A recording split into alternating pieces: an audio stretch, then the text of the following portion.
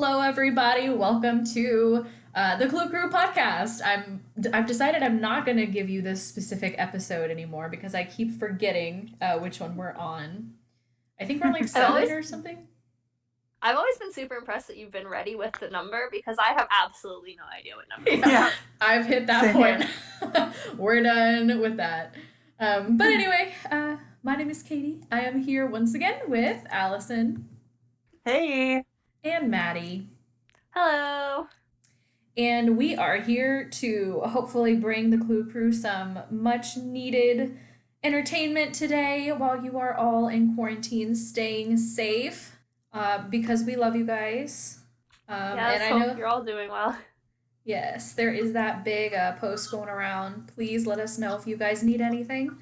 We're a family here. We're all here for you and for each other. Yes. Yeah, agreed. It was so sweet. It was making me get all emotional with all the people that were posting such nice Yes. things. I know. It's I love God. it.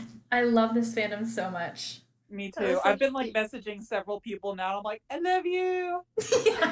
Yeah, I know. I've been getting I've been messaging a little bit too. Yeah. It's so nice. It's I been love our great. little community. You guys hear that? You listening to this? We love you. You guys are the best. I know. I'm so grateful for everybody. Um, so either way, this week from the Clue Crew playthrough, we're going to be discussing last week's game, which was Curse of Blackmoor Manor, which is my favorite. There was a lot of blasphemy against this game. I saw in that post that was going around. God, I know. I was That like, surprised me. I was surprised too. me too. I was like, you know what? I know I just got through saying I love you all, but no, I'm just kidding. Don't I'm just test kidding. Yeah. I'm just kidding. You're entitled to your wrong opinions. I'm sorry. I'm not trying to be aggressive about it. Honestly, like if you don't enjoy it, you don't enjoy it. It is, however, my favorite game for a myriad of reasons, which I guess we'll probably end up getting into, since we're here to discuss it inside and out. So, it sounds like the three of us we all enjoy this game, right? Oh yeah, absolutely. Yeah. It's Okay. great. Everything about it. That's the episode. It's great. Bye. It's great. I know, right? What else needs to be said? So one thing about this game, which I didn't love when I was younger, but I have actually come to appreciate now that I'm older, is I actually love the puzzles in this game. Yeah, I do too. That was one thing I was kind of reflecting on is like, I feel like the puzzles do a good job of being relatively straightforward, but still being challenging. And so I like that because like there's certain puzzles that are like not my favorite, like in the friggin' spinning room. I will never love those stupid spinning rooms. I don't understand what the big deal is about the moving rooms. Like it's I don't know. I literally hate like it. 3 clicks and you're done. Yeah, I'm also wondering if people don't do the like double click once they've made it through the first time. Because Yeah. all you Maybe gotta do is that's turn it. around and then click the other door and then you're there. Right. Like you're not They're honestly so easy to navigate, which I understand though, because when I first played this game when I was younger and I didn't understand like the trick to it, it was extremely frustrating and scary. But I think somebody mentions it in one of their letters in the They do, Forge, yeah, in that book. where of course you have to go to that center room to get the tablet map. But after that, like, yeah, okay. Reblog to save a life. Just once you get into that first moving room, there's the Mars door right ahead of you, right? So you just open that door, you turn around, you open the Mars door a second time, you turn around, and then you go through the, what is it, Mercury door? And then I don't boom, know the other one. you're at the Forge. Like, it's super, super simple. In case any of you guys did not know, I want to put this out there because knowledge is power. Like I said, reblog to save a life. Yeah, it's literally because the outside room only navigates between 4 places. So if Right. you open it once and then twice, then you're in the right location. Yes. And yeah, Shut and you're up. definitely right. There's like a little side note that's like to if grandfather's room is giving you trouble, you only need to open the door twice. Or something like that. But it's Wild. definitely vague. Yeah. I also remember being younger and getting like totally lost. I didn't know what was happening. And I was like, where am I? Me too. And I think I spent probably like a solid 30 minutes. Like just keep dying and then ending up in the wrong place. And yeah. So sympathy to everybody who struggles with it. But For yeah, sure. I also really enjoyed this. I have not played this game in a really long time. I play this game like 3 times a year. Nice. But so everything kind of was like I didn't remember things, so I feel like I was kind of almost going in blind because it had just been so long since my last playthrough.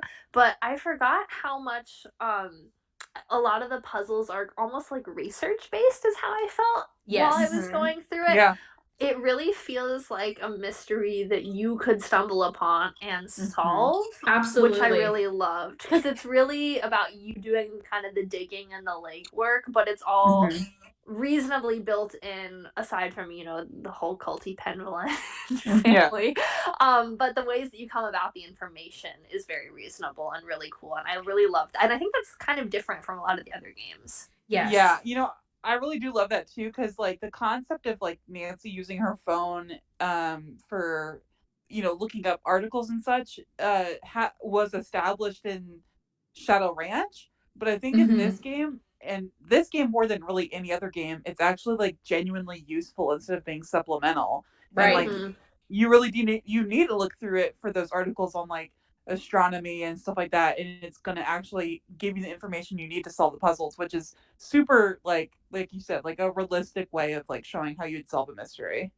And I also wanted to ask you, Katie, because you do play this game 3 times a year. The pick. No, I've been like waiting. I was like, because after I finished, I found that I did a lot of the puzzles before I had gotten to the alchemy chamber. So by the time I was flipping through the book, I was like, oh, I'd already done a lot of them. But I didn't realize, does Jane's, like the picture book, a lot of them have the answers to the puzzles built in? Vaguely. I know that the Mutus Liber book has the illustration that gives Nancy the idea of when she gets to the well, you know, she's like, oh, I need only 4 things to be filled. And that was because of an illustration that was in Jane's book. Okay, but it wasn't because the numbers correspond to only the things like 3, 5, 3, and 4. And so I was wondering, is that the solution? Like if I clicked them in the order of the numbers on those cups of how they're pouring the water, I wonder if that's the solution. I haven't tried it, but I want to go back now. That sounds vaguely, I think that might be true. But I honestly couldn't tell you off the top of my head. Yeah, I'm not sure because I didn't really realize, but I think that book has a lot of the answers to the puzzles encoded. Like the way I got through the moving rooms to the center was following the directions of like the dragon picture, where the dragon's in the center, and that's where like the cup room is. And all of the symbols, also if you find what symbol you're in and you continue down that path towards the dragon, it led me to the correct room. Oh my god. To rotate over and over again. What a brilliant game. I am so obsessed. So yeah, afterwards, and Nancy was like making comments, I realized I think a lot of the answers are in there, and it's not as like kind of random. It's just you have to figure that out, which I didn't even figure it out until the end. And now I'm like, I really just want to go back and replay it and try doing it just using Jane's book for most of the solution. Yeah, you should really, you should do that. You should look into it. I honestly might. I think I have an older one saved with the cup. Yeah, honestly, that is one of the things that truly does set this game apart for me over the rest of the series, is because of how deeply integrated everything is. You know, like, you know, as we were talking about, there's Jane's book, which has a lot of puzzle solutions or hints towards things. Like Allison mentioned, you have to actually look at articles on your phone to progress, to get the information you need. And there's also a couple of different things that you have to read through the stuff on Nigel's laptop in order to know. which, Oh, true. yeah, there's a lot of reading in this game, which I think might be why it turns some people off. Hmm. But the reason that I love the fact that it is based on reading is because it's just, it flows, and it makes sense. It's realistic. These Mm-hmm. are genuinely things that you could potentially find written around Yeah, in this manner to help you out. it feels very much like you're someone doing like kind of a research project, and all of a sudden you start picking up on things. Like that's what I mean. It Hmm. feels like something any one of us could stumble upon in your day to day life if Yep. you're so like lucky to be in that kind of a manor location. And yeah, you're right. So it just feels super realistic to me. And I think you're right. Probably the reading turns some people off, but it's not someone who likes to kind of do research to read into all Yeah, that same stuff. here. It definitely, I felt very like, oh, I'm rifling through things and taking out what I need, and it's very like you're researching for a paper, except that paper is like the mystery of what's happening. Yes, and I That's love that realism. I love it. that's probably why I enjoy this game so much. Is like I mean, I obviously love to read, but like I love researching and I love just like uncovering like little details. Like I love Yeah. like even like Jane's little like family tree. I Hmm. love clicking on every single one of them. I just love hearing all of like the family members. The depth, man. Mm-hmm. Her interactive That went hard lore. for this game. Yes. I can see them with like a creepy conspiracy theory type board trying to connect all the pieces Yes. because everything really does fit seamlessly, I think, on a lot of the things. It does. It's like I am so fascinated at how they fleshed out every last detail of this game and the family. Mm-hmm. Allison, did you want to talk a little bit about the family history? Um, yeah, so one of the things I think is really cool is like the back I mean like it's a more of a significant backstory, but the backstory of Eleanor. I think that's Mm-hmm. incredibly fascinating to have you know that being kind of like the catalyst of like it's not obviously it's not the birth of the Penvillain name, but it's kind of the catalyst of like the Penvillains being like this kind of elusive and like mysterious and almost like troublesome family.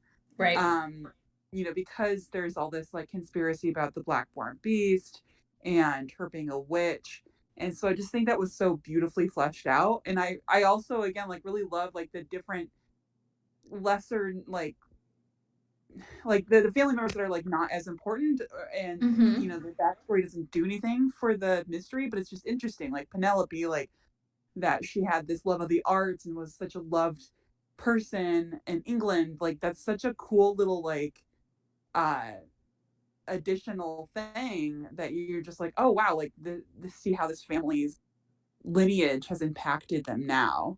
And even like Alan, who was the grandfather, like even he is kind of a like his life is like influencing the family at that time too. So I think it's pretty cool. Yep. Mm-hmm. Honestly, Penelope Penguin has always been my underrated favorite. Like I Yes. I feel like I just vibe with her.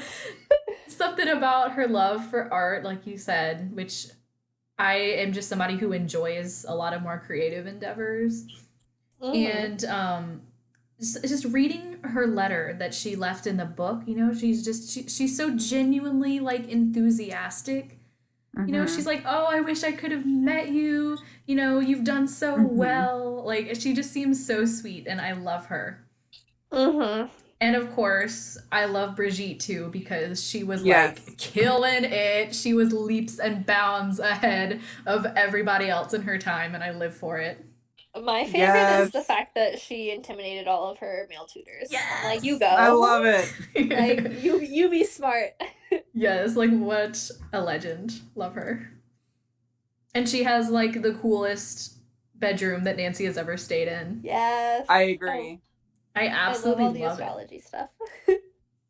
Yes, me too. Astronomy was one of my favorite subjects when I was growing up.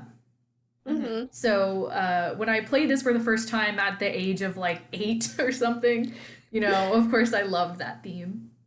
But yeah, Yeah, so me too. as far as the decor of Blackmoor Manor, it's so gaudy and like genuinely horrible, but yet it's also really beautiful at the same time.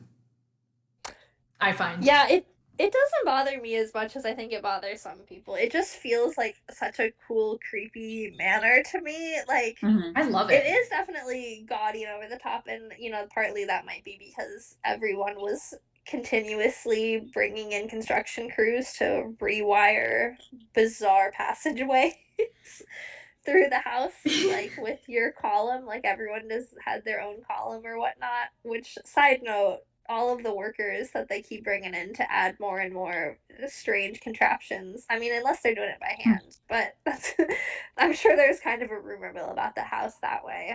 Mm-hmm. But I don't know. It seems like it would fit a family that acts the way they do. So it Yeah. doesn't throw me off because it definitely is gaudy and kind of obnoxious. But I could totally see if like we legitimately believe that they believe in what they believe. I'm like, yeah, it Mm-hmm. fits. It Yeah. matches. I do think it's gaudy, but I think that's the intended style. And Yeah. it Mm-hmm. works, you know? And I also Oh, think it it's totally cool works. because it is such a legacy home. You know, you have to think Mm-hmm. you have the decorum, if you will, of so many different eras, Yeah, all kind Yeah. of that's true. amalgamating into this one crazy looking house. And I love it. It's interesting too that like the room we're staying at is still Brigitte's room because it's almost as if like over the years whoever the grandchild is they kind of get their room and it becomes theirs for the time period. So Yeah. you kind of have these rotating like rooms that are changing over who's living there. But yeah, you're right. Their style kind of adopts and changes, and it blends in too as you get like centuries and of people Mm-hmm. over there over time. Yep. And how cool is it that they have a freaking library in their home? I Yes. know. That's sick. Yeah, it really is. For sure. So, what about the Bossany family in connection with the Pendolins? See, this is where for me, I know a lot of people had comments just about the Pendleton family in general, and yeah, I definitely see how there's a lot to critique on them as a whole. But for me, Mm-hmm. that's where the Boslin family is more questionable to me than the Pendletons because I could Yeah. believe that if you're inducted, and I think that every other generation kind of helps to keep this mystery and making like the kids feel like they're important in the Mm-hmm. induction and kind of adding to that mystery of why they might want to keep it secret. But yeah, the family of tutors, I'm like, Ethel, you could have been doing something else with your life. Like, why did you just go along with this? I don't, I don't understand them. That's where it falls apart for me. Yeah, same. If I don't know if maybe it's just kind of similar to the Pendulum thing in that it's like respecting what your ancestors believed was important. Like if for whatever Mm-hmm. reason Ethel's like distant grandmother felt that it was important to help this Pendleton family, then maybe it was just passed down through the generations. I don't know. I really don't know. Yeah, I mean, I guess like I kind of see that, but I don't know. I think it's harder if you're not someone who's getting like this induction or getting to contribute to like the secret codes of it all, and like you just have to know all this information and then teach it to first off also this child of Jane who seems just kind of obnoxious as Mm-hmm. as a whole. I don't know. I just it's hard for me to believe that they've all been so gung ho about it over the years and like gone with it. I don't know, unless there really is something and they really do believe that this is like the philosopher's stone or whatnot. You never know. Oh, that's true. We don't know how long Lulu's been alive. True. Yeah, so what is the plan once Lulu dies? Like, how are you supposed to get past the parrot door? I saw someone made a post about that might be why Jane encoded the game that you see. I think it's in Danger and by Design where there's like a Lulu's Parrot game that's Oh coming soon. yeah, Ah, okay. And they that's said that maybe interesting. yeah, maybe she was encoding the responses so that you could play that once Lulu was gone. That is brilliant. Oh my god, headcanon accepted. I wish. Let Yes. me Yes, see if I I can like that. find that. Like But yeah, I that was like, was oh, that's so Jane's cool. contribution to the treasure, making it all modern and implementing it in a computer game, which is what she always wanted to do. Ah, it's brilliant. Yeah. Sorry, I didn't have to like recount all the details of what that headcanon was, but I felt like I wanted to. No, you're good. I appreciated it. That's so cool. But yeah, I also was like, oh my god, that's such just like a cool idea. Like I love that. It really is because that's one of the few plot holes that really kind of bugged me about this game. Is it's just like once the parrot dies, like what are you supposed to do? But yeah, I mean, Jane would be the last person who would have access to those responses, so Hmm. she could kind of memorialize them in her own way. Again, unless Lulu is immortal via the stone, and the real purpose of all of this is just to keep Lulu alive. I'll accept that headcanon too. Yeah. I love Lulu. I love that they just mutter to themselves when you walk past them. Especially the like pay no attention to the bird behind the curtain. Like every time I'm like, that's Yes. such like someone who wants to be paid attention to and is just kind of like guilt tripping you into the fact that you're walking past them is how I feel every time it happens. I love it. Yeah. Yeah, I always liked the "Don't leave me, I love Yeah, Yes. that one too. you." I just love Lulu. Like, unironically, my favorite character in this game. Yep, I will say I adore this game, but if there was one thing that I would change is that I would just give it slightly more interesting characters. Yeah. Because that's really the only area that I feel it kind of falters a little bit. But not necessarily, it doesn't detract from the game because they put so much thought into everything else, like involving the family and the legacy and the plot line. Mm-hmm. It just would have been nice, it would have just been a little something extra if it had more interesting characters. Like I feel some of the later games did better with characters, but not so much with plot. I agree. Fully Yeah. agree. I feel I like think this game also. does. Oh, go Oh, ahead. go ahead.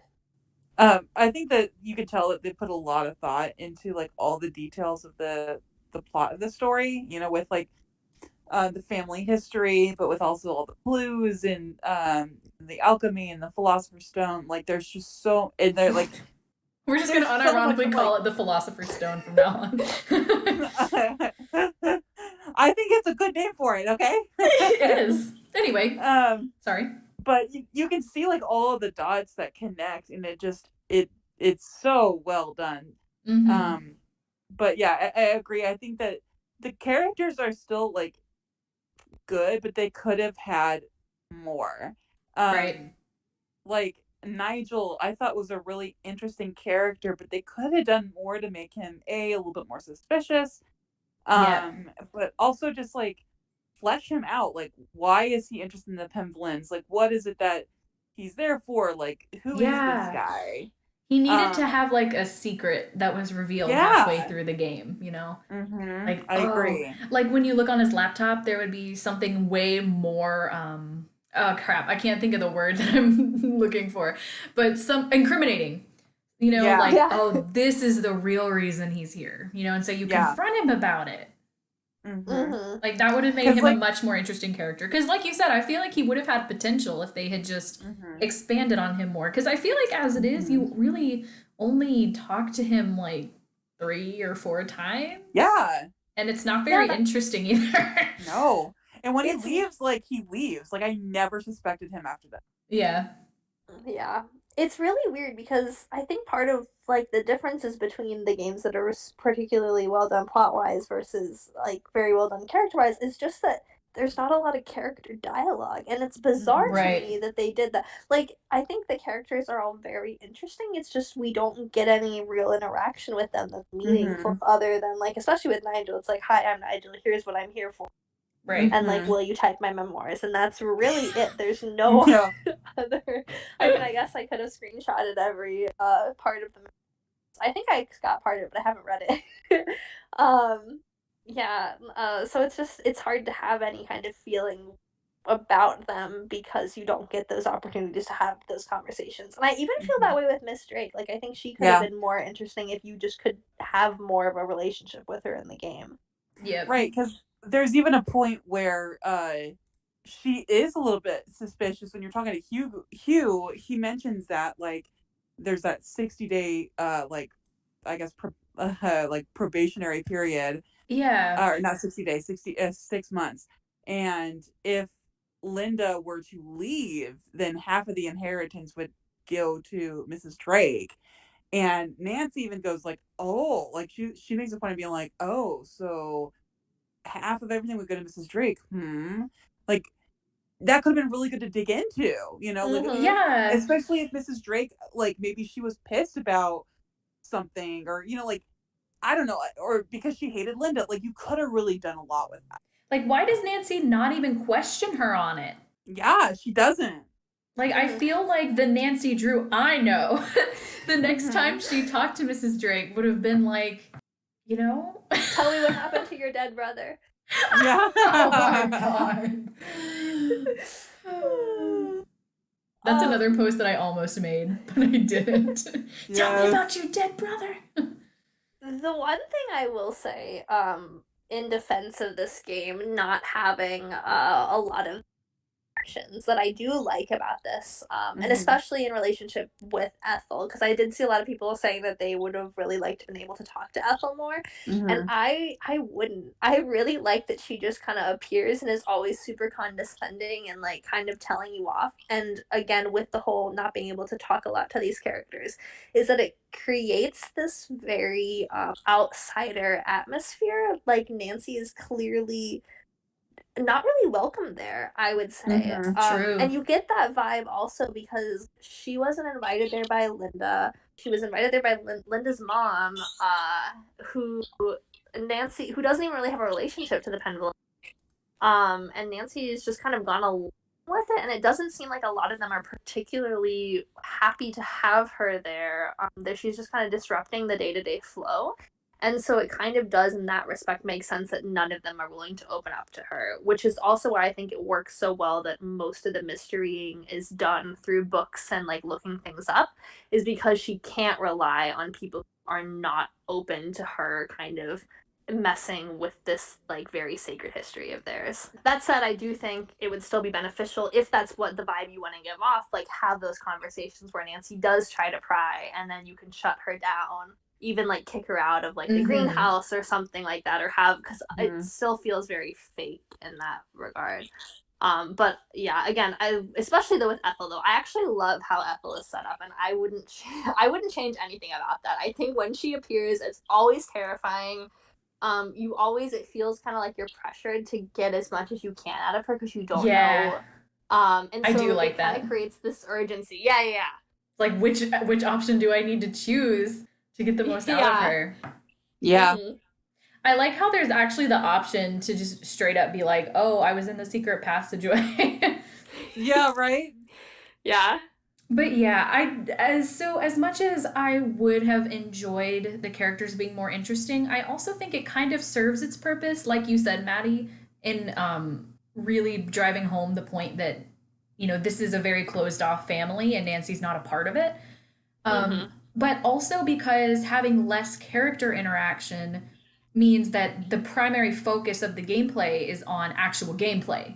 Like, it's more about exploring the manor and solving all of the puzzles and reading and figuring out how everything connects. So in reality, it's something I shouldn't even be complaining about, because long character dialogue is one of my least favorite parts of these games. And so I suppose looking back on it, that could be part of why I like this one so much, is because it does focus more on active gameplay.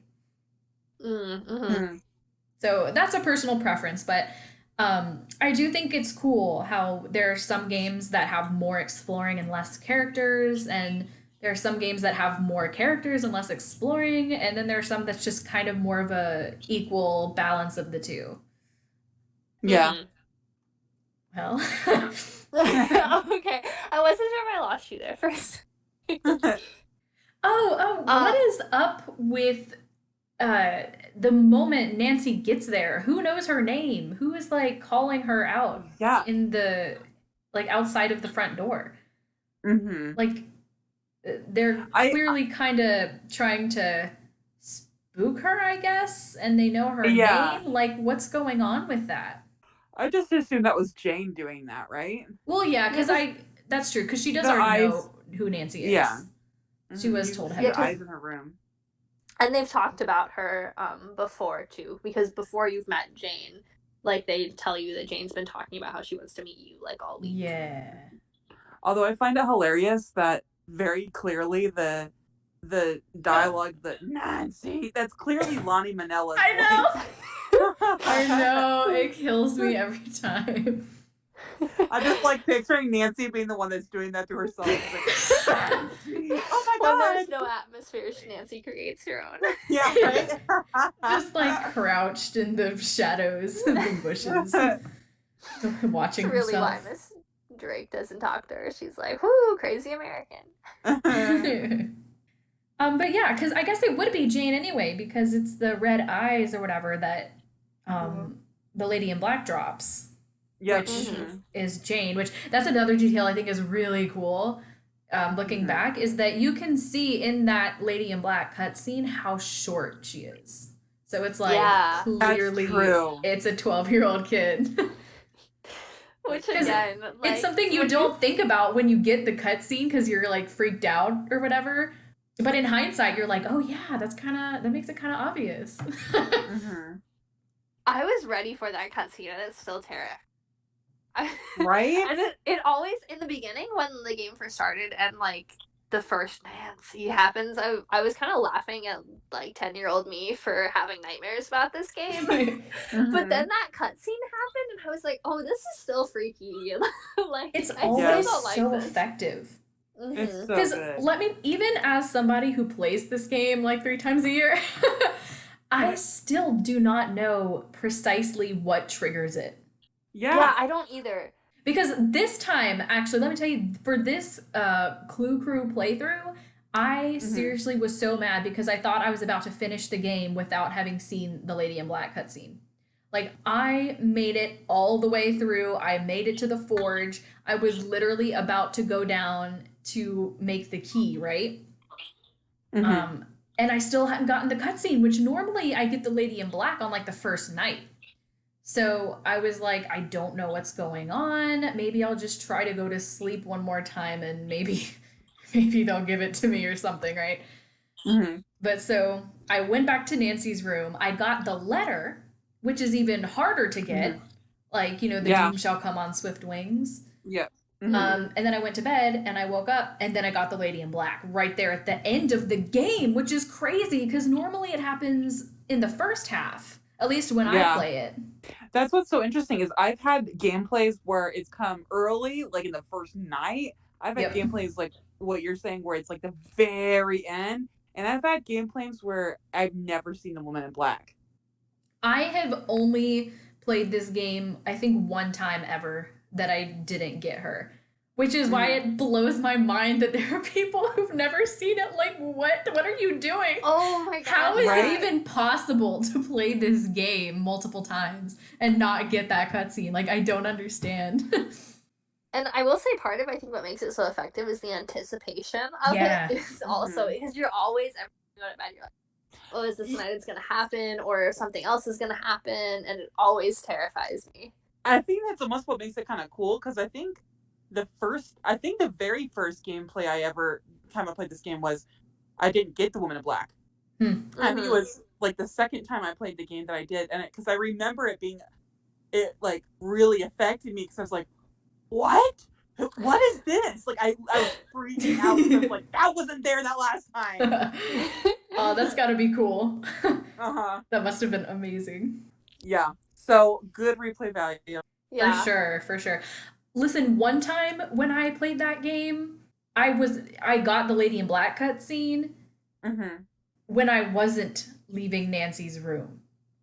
Right? Wait, so really? I was going towards Nancy's room, but I accidentally clicked an extra time, so I passed the door. So I did a 180 and boom, there she was. And it scared the crap out of me. That's freaky. It literally scared me so bad. And that was probably like maybe 1 or 2 years ago. Like this was recent. Because I didn't realize that she would just pop up like that. Like I thought it was specifically when you were leaving Nancy's room. But nah, man, be warned, everybody. James hanging out in the hallway every night. Oh my god, that was like the most freaked out I've been in Curse of Blackmoor Manor since I was a kid playing it. The other one that got me this time is like I said, it's been years since I've played this game, and I forgot that Ethel was at the end of that slide, and I think I legitimately jumped up from my seat and like let out a tiny scream. I was not ready for it. That's the one that used to always get me the most too out of Ethel's scares. Like the one from the slide is the one that always got me. Every time. But now it's like I can't play it without expecting Ethel at the exact moments because I play it so much. It's like I know precisely when she's gonna pop up, so it has no effect on me anymore. See, she terrifies me more than I think anything else because I just never ready for her. Yes. I wish I could forget so that I could experience being jump scared by Ethel. It's been so long. Another one of the scary quote unquote cutscenes that I rarely get is the nightmare. Yeah. But I did get it this time because I just played kind of more spread out. Because the reason I usually don't get it is because I cram everything into the first 2 days. And the nightmare only happens on the second night going into the third? Question mark? I don't know. Not counting the ritual, because the ritual's like, that's a totally separate thing. But so outside of the ritual cutscene, I think it's like the second night.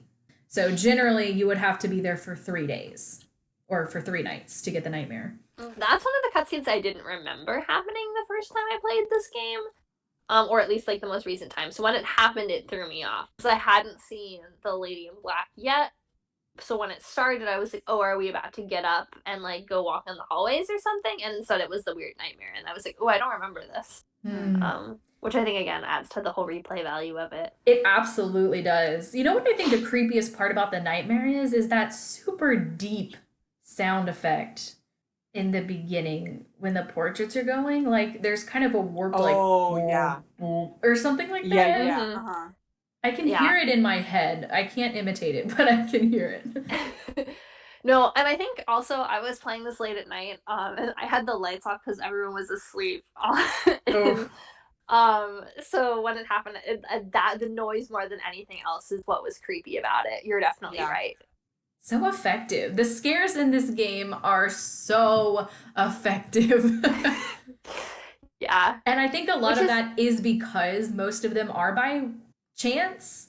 You know, I don't want to say by random chance because there's definitely an algorithm to it, but sometimes they can be hard to predict. And so you're not always expecting them. And so that's why even if you have played the game hundreds of times, heck man, you could still get shook. You could still get shook by one of the scares. So I guess one of the other things that I don't think I had remembered was the guinea pig conversation that everyone was talking about on Tumblr. I was surprised that there were people who didn't realize that.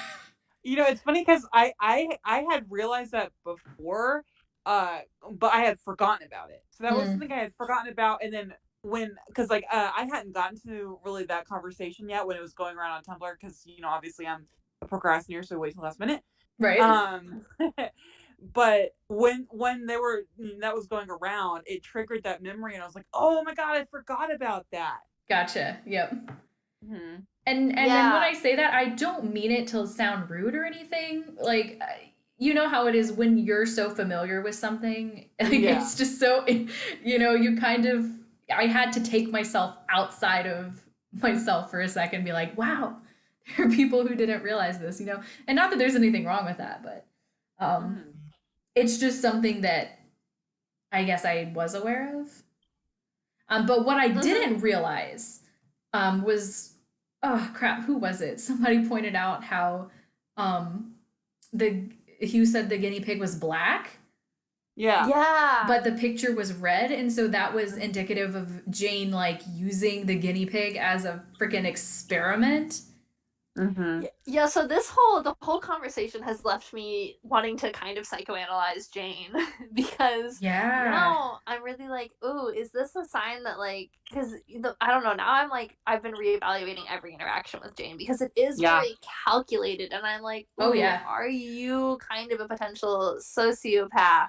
I am 100% in the Jane is a sociopath camp. Yeah. I mean, just when you look at, like you said, calculated is the perfect word. Like, she had everything planned out to a T. Yeah. It's unnerving. Especially what really gets me too is the medication that she was willing to deal Yeah. Mrs. Drake's medication and find a way to like portion it out in a way that would work for her. Right. I've been trying to play the other side of the coin too because I think it definitely fits more with her being a sociopath.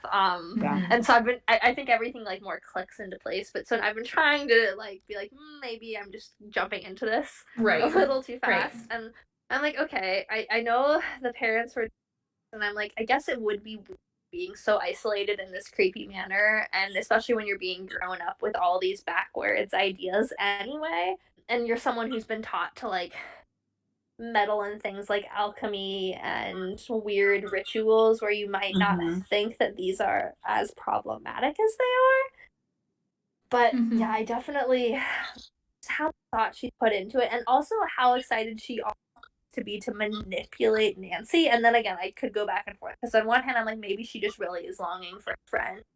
But the other half of me is like, I think she almost really wants to see if she can trick Nancy with this too, because she shuts down when Nancy starts to kind of get suspicious of her. Ooh. And kind of tries to flip the script on her too. Dang. And now, see, that connection I didn't even make about, oh, Jane's so excited to meet you. Like, it didn't even occur to me from the not psychopath, the sociopath angle. If it was just because Nancy was going to be another like experiment for Jane to just try to test the limits to see if she can fool an actual detective. Ooh, that's creepy. And that is really creepy. I kind of get those vibes too from how you play the games with her too. Like she's timing you and like Ooh, that's and so good. I'm like, oh, it's icky. I'm like, oh, this is freaking out a little. Wow, yeah. If she was like doing all the games just to get a handle on Nancy's like abilities and what really throws me is psychologically. then when after and then she tries and like Nancy starts asking questions and then she realizes it's not working and so then she kind of tries to mix up her strategy and accuse Nancy of being and she's so ready with like that fang and also the weird blood like letter as a whole. I'm like, what did you do on that? That also throws me off. Yeah. Result of all those art projects with Ethel. It's Cinnabar. It's Cinnabar, right? Common denominator in many of these games. Yeah, man, that's a good theory. I kind of love it. I think also part of it is I waited to play this game until this weekend, so I had been like already deep dive thinking about this because of the whole guinea pig thing. Right. Especially what really gets me about the guinea pig, and someone posted screenshots of all the dialogue when they were explaining it, is like how her dad mentions that the guinea pig is like hiding under its shoebox in the cage the whole time. Oh no. And I'm like, that's what started like my brain kind of thinking and psychoanalyzing everything, because I was like, ooh, that's usually like, ooh, anyway. So it's been just like circling. I thought about it a lot while I was playing because I had seen so many posts back and forth about it. So I think when I went into it, I was like thinking about everything Jane was doing, like on this like really intense level. Well, I'm glad you did. I'm enraptured by this theory, to be honest. And if we go with this theory, if we were to accept all of this as canon, then I honestly think it would make Jane one of the most terrifying and most dangerous of all Yeah. the culprits in the entire series because she's only like 12 years old. And look at how Yeah. meticulous and evil she already is. Yeah. And I do think they try to bring it a little bit back to like in the final scene when she's like, it's just a rock or whatever. And then again, that's where she becomes much more kind of kid-like. And you're like, okay, maybe you really weren't thinking about all of these things. Right. Yeah, and also she like clearly cares about her mom and just kind of wants her mom and her dad to be back together. And you kind of get that from the photo too. So it's like, okay, there are a lot of things in Jane's defense, especially being isolated in kind of this creepy manner. You know, this kind of reminds me. It seems like a similar setup to me, which we're not going to get too into it because this is for another week. But for Ghost of Thornton Hall, how Her Interactive like hinted at a lot of darker things, but then they pulled it back. They pulled back from it, and we're like, oh no, that's not the case. You know, and it almost seems like a similar concept could be going on with Jane in that, you know, maybe we're not reading too much into this, but it's just that they were like, okay, wait, you know, a lot of our audience is going to be 12-year-old girls. Like, let's pull it back a little bit. Mm-hmm. Or was Jane's whole spiel at the end part of her calculated plan to get off the hook? She's like, I'm just going to say that it's because of their divorce. Oh, yeah. Oh, Lord. Anyway. Dang, dude, I love this game. This game is so good. I love it. I love all of like, another thing, okay, to be a nerd about it, I love how much of like the more like educational crap is in the game. So good.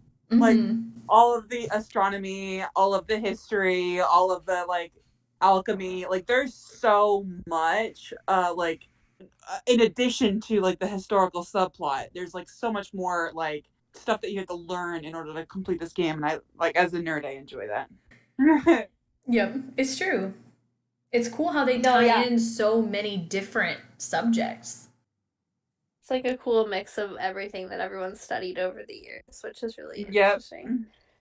A lot of the other games, like, you know, Shadow Ranch being the obvious choice, or Blue Moon Canyon to some degree, Royal Tower, you know, a lot of those kinds of games get the most credit for their historical backplots. And I just feel like this game is really underrated in that department. Because when you look at it, you know, while we may have not gotten as much honed in kind of focus on particular, you know, specific historical figures, when you look at it as a whole, this one has one of the richest historical backplots.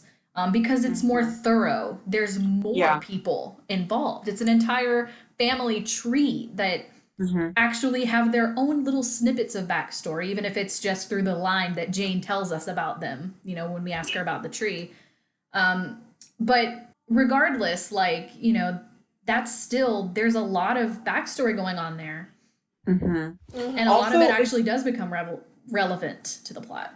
Also, it has some of the oldest history in any of the games, because it like the Pendulum family goes all the way back to like the 1500s. It does. And none of the other games go back that far with their historical subplots. It's kind of cool to see. You're right. Yeah, I think that also too is helped by the fact that they're in England too. Yeah. So, you know, the kind of like the history has been a little bit there longer that they can play around with, but it's definitely cool just how detailed you said too, like especially with that family chart, that there is so much that you can get out of like every single person that's there. Yeah, I mean, even if they're not fully fleshed out characters, Her Interactive still had to invent so many different characters to fill out that family tree. Yes. Like so many individual names and stories. It's just so fascinating, and I absolutely love it. Me too. This is such a good game. When we were loading it up, I like turned to my husband and I was like getting hyped. I was like, "This is such a good game. This is such a good one." And he was like, "Okay, dude." And I was like, "No, you don't understand. This is such a good game." It really is. No, yeah, I also got so hyped when it was loading. I was like, oh my gosh, it's so long. I'm so ready to delve back in. Yep, it's like the post from a Nerd Nickerson. Does it ever just hit you how Yes. wonderful of a game Curse of Blackmoor Manor truly Yes. is? Like, Yes. it's so good.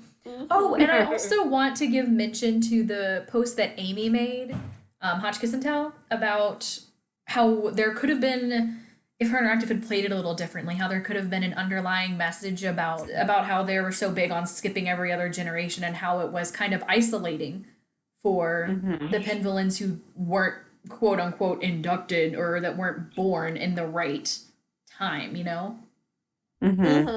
And I just thought it was a really good post. I'll probably link it in the description of this video if anybody wants to go read it. It's just fascinating to think about, you know, how it's kind of true because the Penvillains, it was what the first Penvillain had that belief about every other generation being superior somehow. And so then the entire rest of the family, you know, so many Penvillains who were probably equally interesting and smart and capable were excluded from being a part of this amazing portion of their family history and their legacy. Yeah.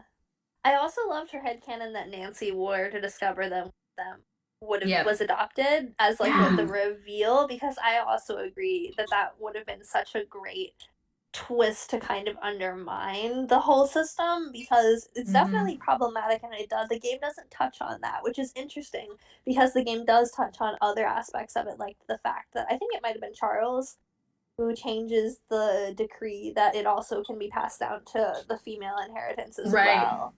So it makes a point to kind of make that declaration, but you still see this isolation between like parents and their children because of this ridiculous belief that it's only every other one. Yeah, I totally agree. I think that would have been a really great addition to this game. Because that's actually quite a big deal, the fact that Eleanor was adopted. Yeah. And I feel like it's not really touched on, which I suppose when you look at it in one light can be viewed as a good thing, because it's pretty much saying, you know, she was adopted, but she's still equally, you know, accepted as an what's the word? An heiress? Yeah. Without the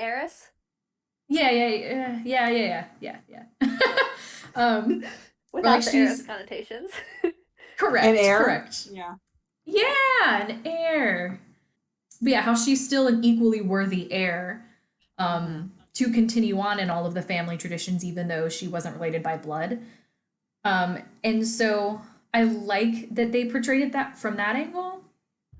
But I do think that it would have really added an extra layer to the game if, you know, like Amy said, if Nancy had been able to be the one to kind of make that discovery, which would then break down the barrier between the parents and the children and their children.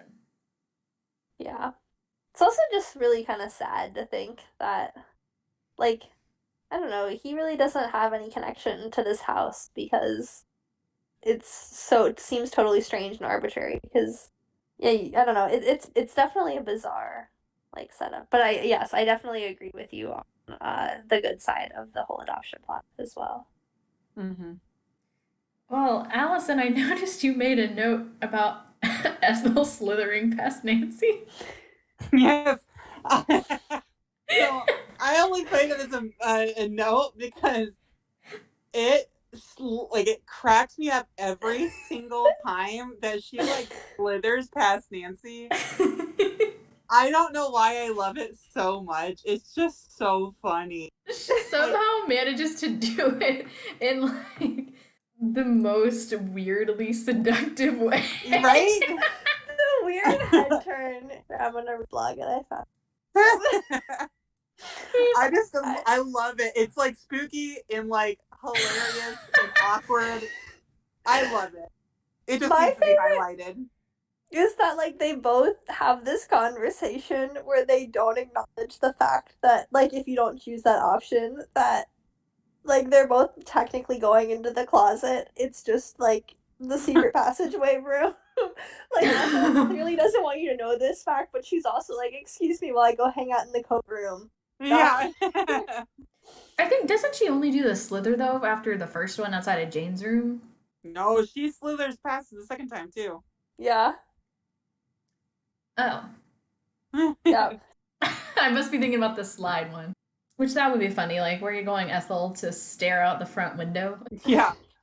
It is actually possible to skip the slide encounter with Ethel altogether. Oh, If you Wait, just really? Yeah, because the only way she shows up is if you click to the left after you get off the slide, which normally when they Oh. have cutscenes planned, they'll like force you to click in the certain spot.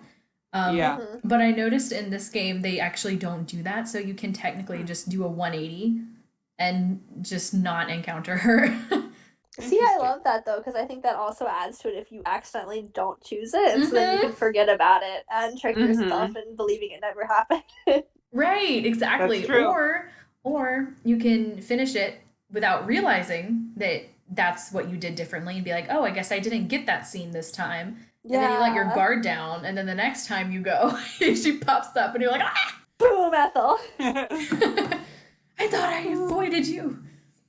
Yeah, in defense of Nigel, it is pretty creepy with Yeah. people.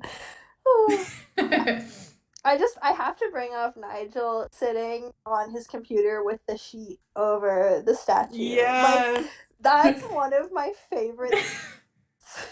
Just like the thought that this grown man like sprinted home or to his hotel, like stripped the sheet off, and then came to work the next day and was like, I gotta finish this. Amazing. And he just doesn't want to acknowledge that he's just totally scared out of his mind. Right. Although, to be fair, I think I would probably be Nigel if that was me in that situation. Oh, 100%. Like, I definitely would have sprinted out of there. But because you get to play as, like, Nancy and you're the one causing it, it's extremely more fun, I feel like. Yes. Yes. Also, excuse me. I swallowed my coffee wrong. In one of your conversations with Linda, Linda mentions like hearing bells in a faraway church, and Nancy's Yeah. like, "Oh, that's me." I think it's Why the is that statue where it goes different? ding, ding, ding. You know, Okay, the that's what I fingers? thought. That's what I thought. Right? Because I there's was certain fingers that you tap and they just go like doot doot doot, or it's like Yeah. weird chimes, right? I think Yeah. Okay, you're definitely okay. right. And I think, like, again, going back to that book, I think there's, like, some kind of code that we're supposed to get about what sounds are supposed to be played.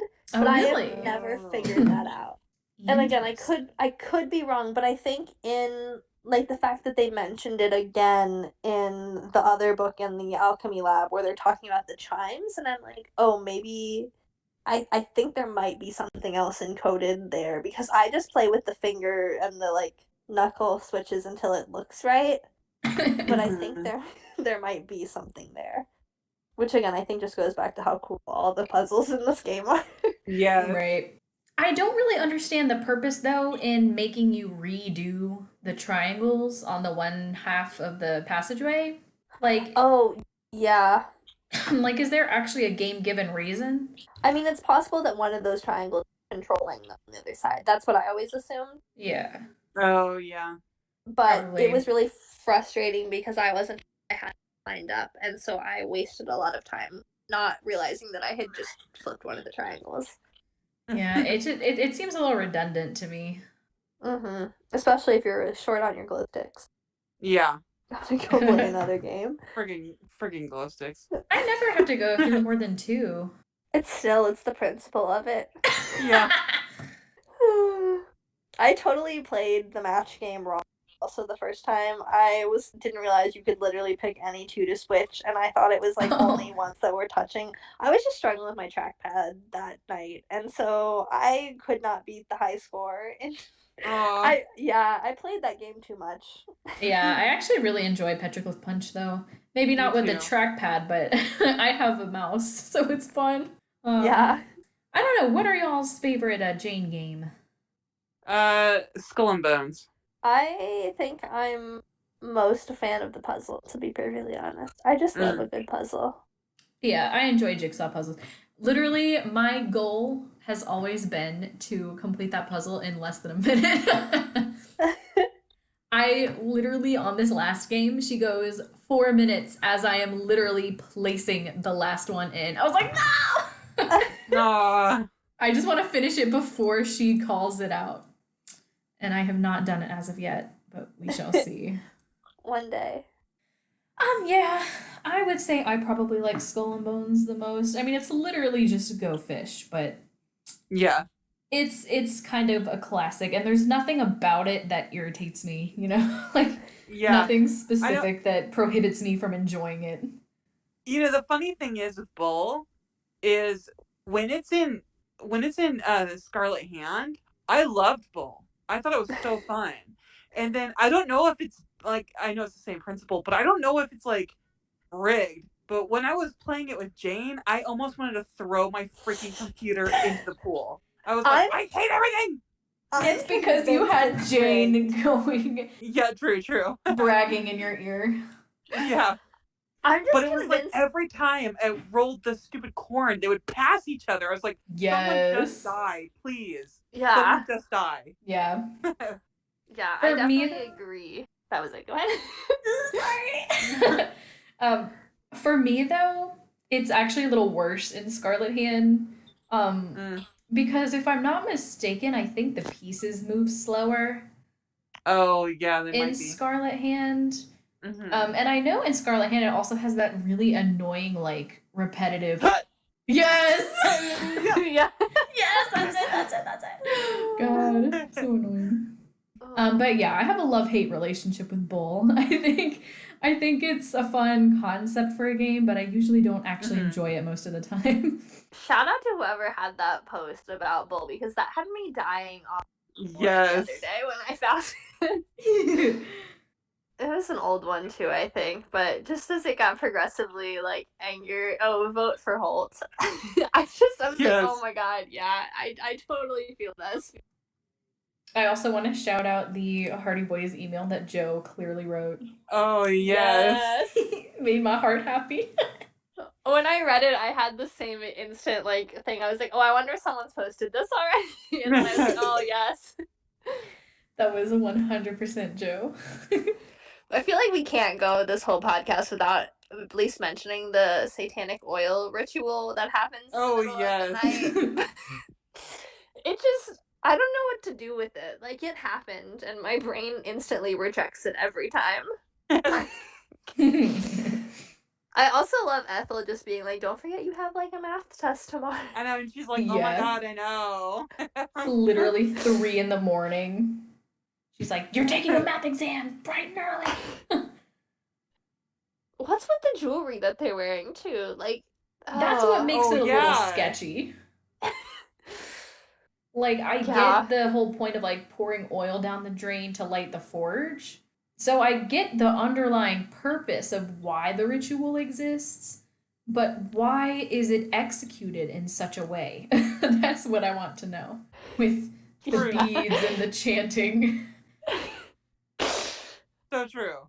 Yeah, I agree. I think I really want to know, what do you guys think the stone is? Like, I wonder if it has something to do with that, and it's just like, it's part of whatever this thing is supposed to be. I always wondered that. Like, it looks like a meteorite, but like, yeah, I still don't really understand like what the stone's purpose is. Like, are we supposed to believe that it's this, like, the Philosopher's Stone that turns things into gold / creates the elixir of life? Whether or not it's true or not, like, is up for debate, or is it just supposed to be cool because it's a meteorite and, like, it fell from the sky? Or maybe they believe that, like, if you chant, it bestows upon you secret Penvillin I don't know, traits. Yeah, I know they mentioned that the Penvillin ancestors thought it was a magic stone or something. But so that, I agree, Allison, that it looks kind of like a meteorite. So maybe it was just like the first time they had ever seen something like that. And so they were like, oh, we found the magic stone.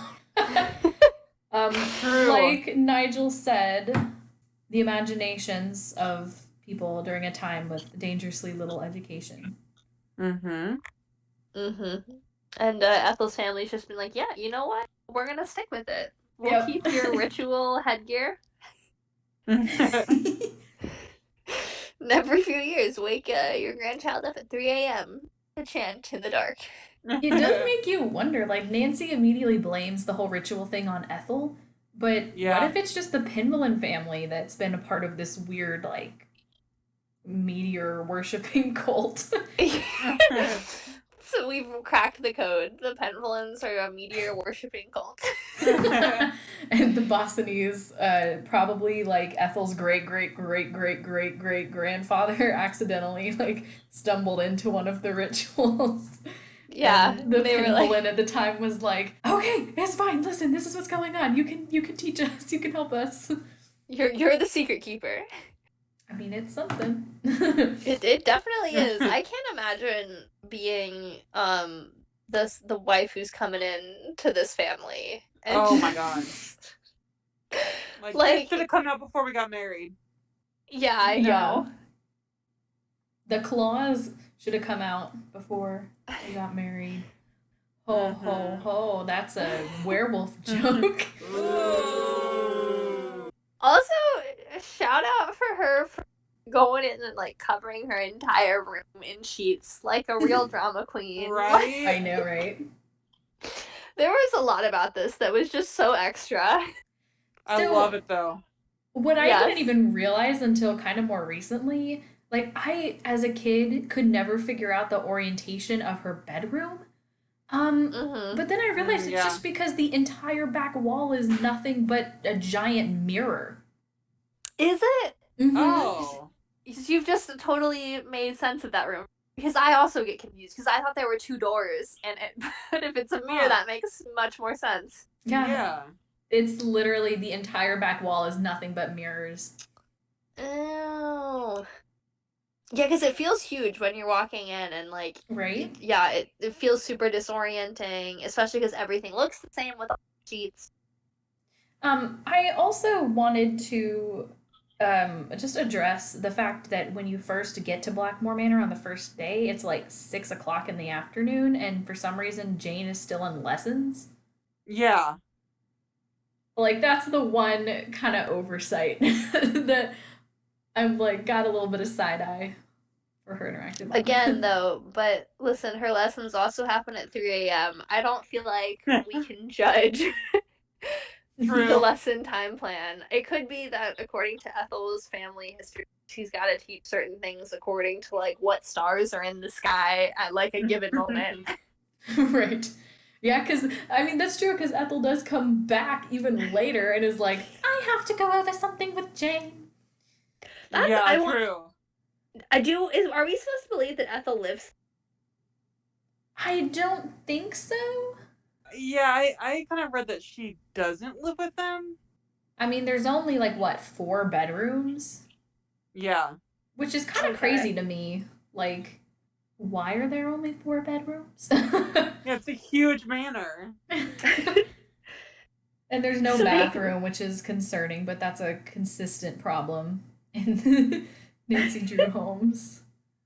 Until That's they true. put one in, and then they edited all back effects.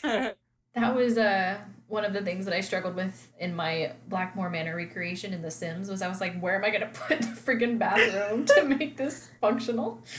Off the kitchen. That's what I did. That's what I did. It's just the concept of having to go through the kitchen to get to the bath. What if Yeah, I what if know. it's like 4 in the morning and you wake up in your room having to pee and you have to like go through the whole manor? That's Just like, I mean, oh my this gosh. was the house was built like before plumbing, so it would make sense to have random bathrooms. Now Yeah, I after the totally fact. need someone waking up in the middle of the night to go to the bathroom, drawn and seeing Nancy like running across, hitting ghosts, sprinting through the manor. Right. It's like poor Nigel. I remember when I was little and playing that game for the first time, and I first looked at Alan's computer, I was like so hyped because I was like, oh my god, this is gonna be an awesome, like spooky, creepy ghost hunt kind of deal. Mhm. Like, there's gonna be actual Penvillain ghosts. That's so cool. And then it was just like that. I was the absolute opposite of you. I was terrified that I was gonna. I can't handle any stereotypically horror stuff. It freaks me out. So when I was like, "There be ghosts," and I think my cousin was playing this game with me because I distinctly remember I was like, "You have to do it. I'm gonna hide in the other room. You tell me if they're really scary looking ghosts." And the fact that they were like those little tiny, he was like, "It's okay. You're gonna be fine." Okay, I can do this. See, I was like, I want to meet Penvillain ghosts. I still do want to meet Penvillain ghosts. I want to talk to them about all their cool lives. I know, would have been awesome. The other one that also freaked me out when I was little was the dragon lock to get into the secret passageways. I don't know why, but every time it makes the screamy noise with the glowing eyes, it makes me jump. I think it's really loud. loud. Noise. Yeah. It is loud. And it's an intense noise too. And I think I also sometimes usually mess up one of the feet, and I'm like trying to correct it, and I'm never quite sure if it's the right one I'm on, so it catches me off. So for some reason, I always laugh at that post from Hey There, Sassy Detective, where they just took the screenshot from The Office, where he's like, "Are you referring to alchemy?" And just Yes. Curse of Blackmoor Manor 2004. It's so funny to me. Like every single time I just even hear anything that's related to alchemy, my brain goes to this game. Ooh, I do want to shout out to the amazingly weird accent of Paliki. Yes. It's so satisfying to listen to. Everything about Paliki is honestly my favorite. I picture her. The girl that you can call about the lycanthropy. Oh, yes, yeah. Lycanthropy. Yes. I don't know if this is just me, I always picture her with like Lisa Ostrom kind of skin, but with really short, like black, spiky hair and really dark red lipstick and little round wire glasses. Oh, I could see that. I could see that. I don't know why. Let us know in the comments how you've always pictured Paliki. No. I love the phone call you have with her where she's got somebody like in a cage or something. Yes. And they're like, "Get back." I'm like, Yeah. What are we supposed to believe that you have like a legitimate werewolf or just a person who believes they're a werewolf? Right? I believe it's a real werewolf. Okay. Oh, right. So in this last playthrough, I didn't realize this, but I've apparently never called her after seeing through Linda's peephole. So I did not realize that there was a dialogue option that you could ask her, what if the person is growing excessive amounts of body hair? Oh, yeah. I've played this game like 20 or 30 times and I've never gotten that until this time. And I will say... No, go ahead. Go ahead.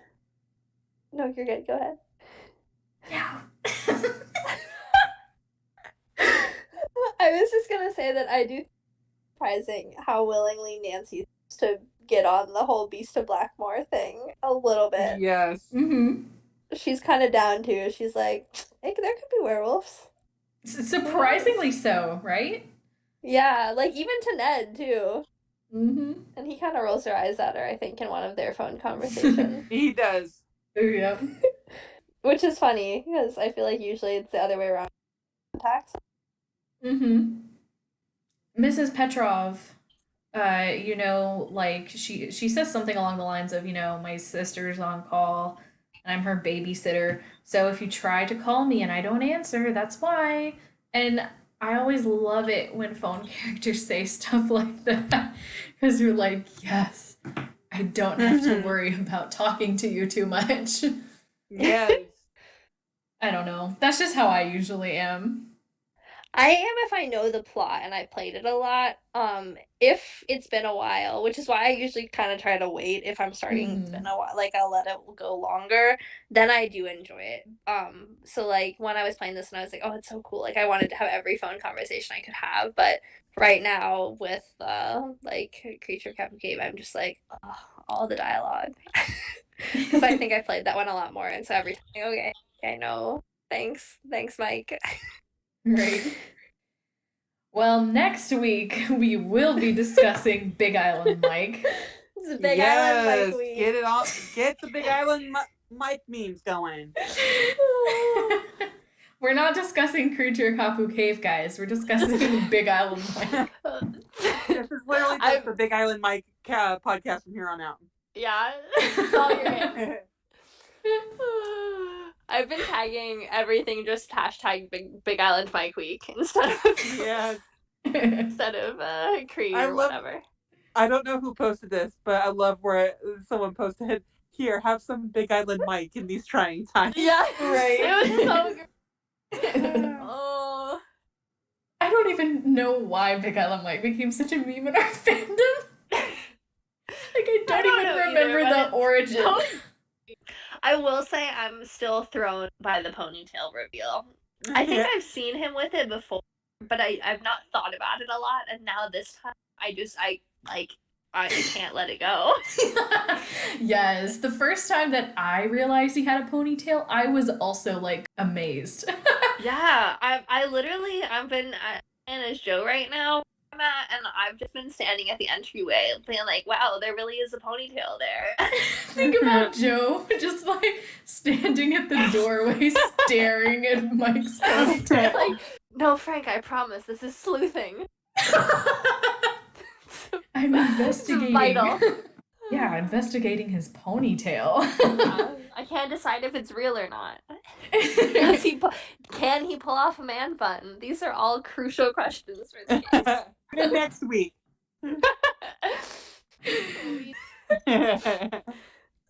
Oh my god. Anyway. Let's go ahead and do really quick departing thoughts. I think that this is one of the most well thought out in-depth games in the series. I love that it's mostly exploring and puzzling and learning about the history of the manor itself and the family. And it's my favorite game, so.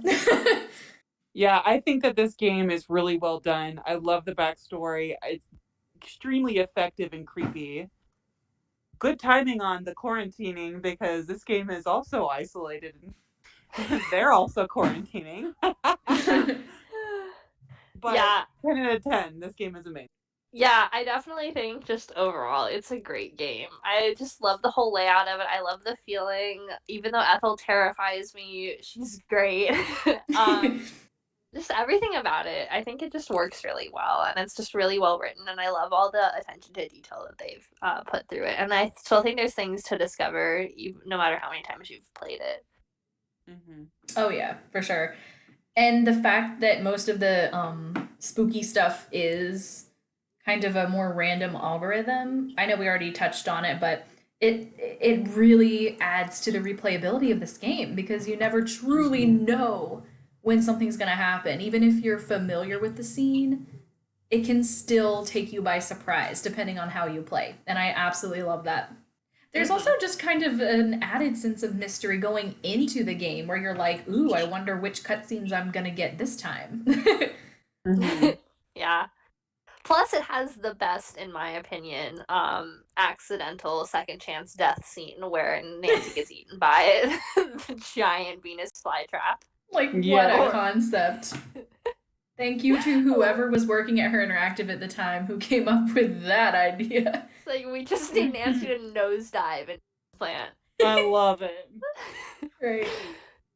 All right, awesome. Well, thank you guys, as always, for joining me this week. Yes. Yeah, thanks for having us. As always. And for the rest of the Clue crew, we will see you guys, or talk for you guys, next week for Big Island Mike Week. So yes. Let's go. Woo! So with that, good night, you guys. Thank you once again, and stay safe out there. Yeah, Yes. have a nice night. Good night, Bye. Clue Crew. Bye.